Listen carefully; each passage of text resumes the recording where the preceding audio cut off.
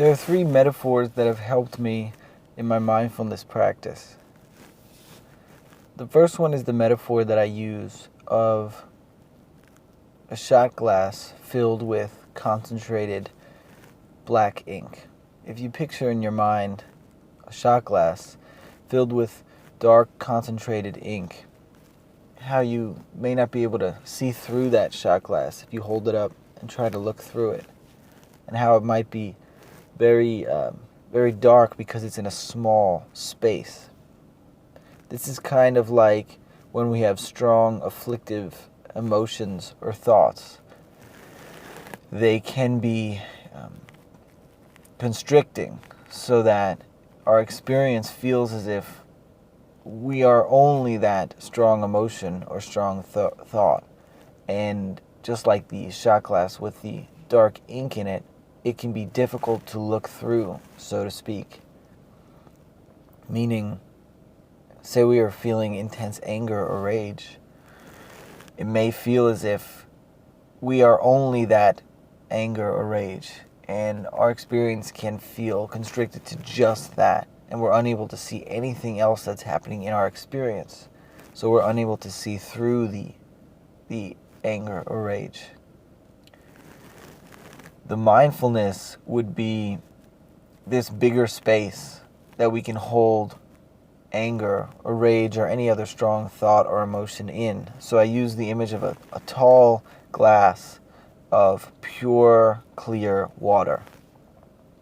And if you have the image of this shot glass, this dark shot glass, and you pour it into this bigger glass of pure, clear water, the ink is still visible in that pure, clear water.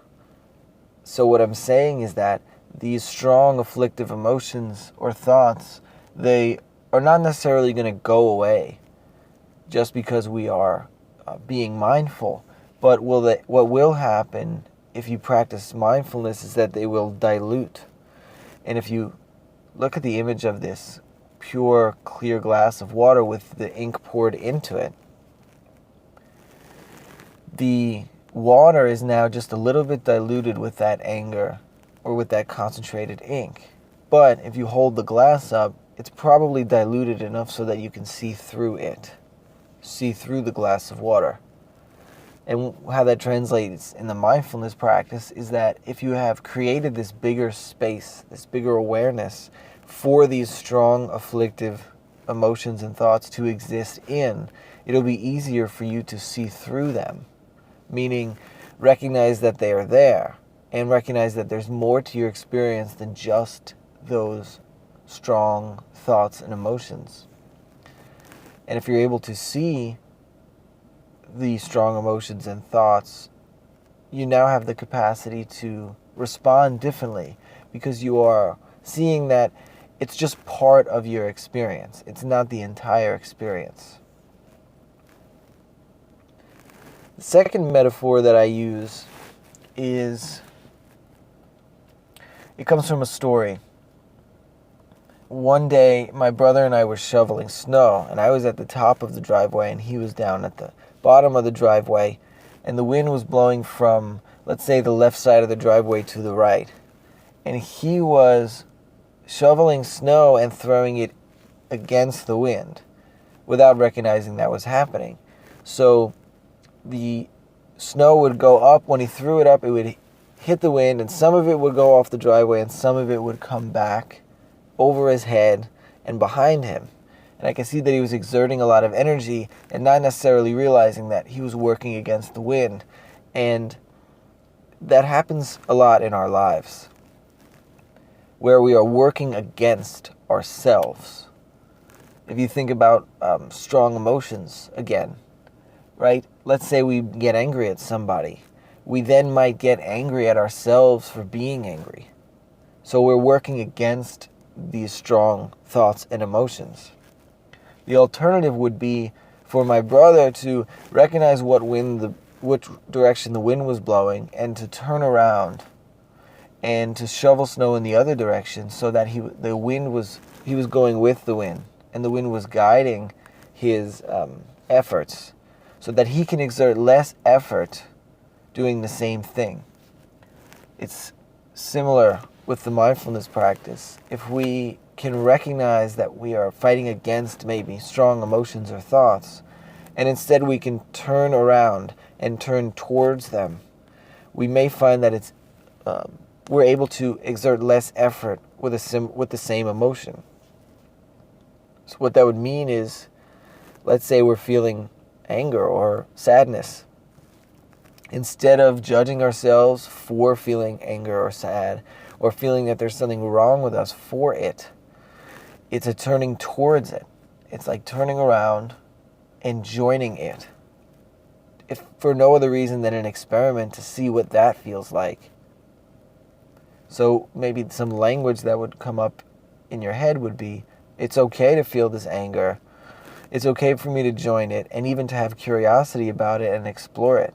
Like, what is this? And how can I join with it in a way that I'm exerting less effort and going with the wind, so to speak? All of these things that I'm speaking about, they came about naturally for me in my practice over time. So it's not necessarily something that you're going to hear one time and then your practice will change or your life will change, but maybe someday down the road you'll be sitting in meditation practice and this image of snow shoveling will come up and it will make sense in a deeper way. That's my hope, at least. Because that's what's happened with me.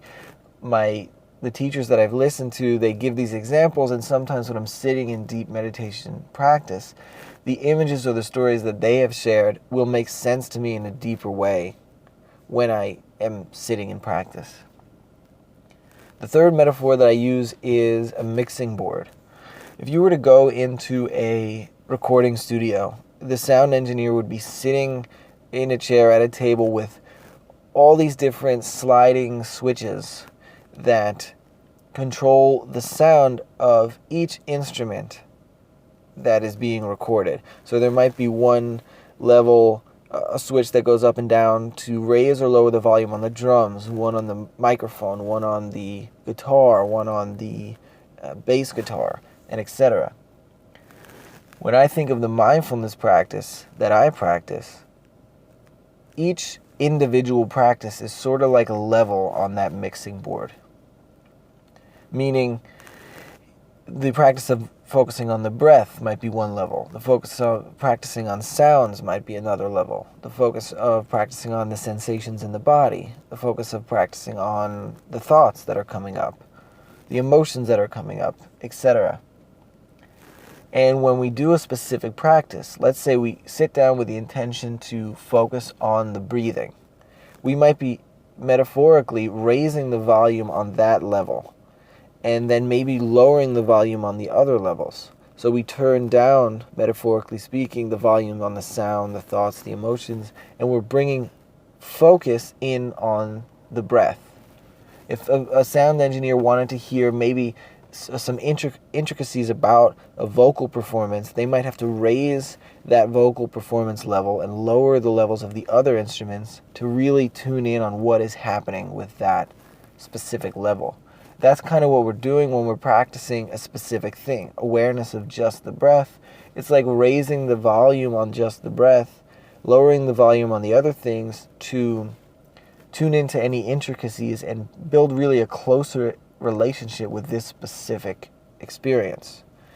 That would be just one practice. Then we could do the same thing with another practice. So we would lower the volume on the breath, so to speak, if we were doing an awareness of sounds practice, and we are then raising the volume on the sounds and noticing if there's any intricacies about that we haven't looked at before, because it might have been hard to see those intricacies when all the levels were up.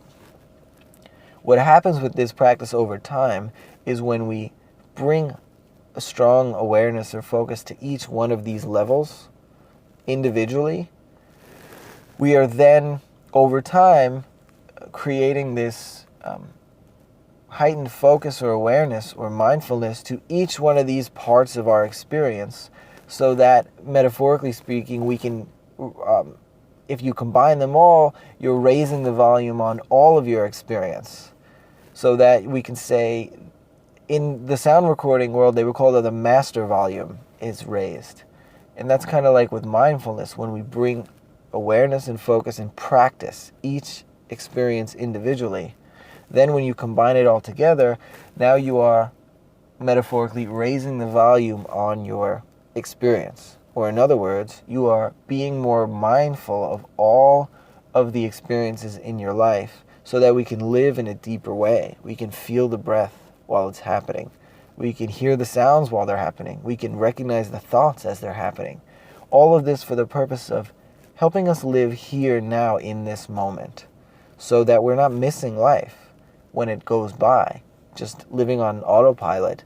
It's like a tuning into all of these parts of our experience helps us be here with life as it's happening.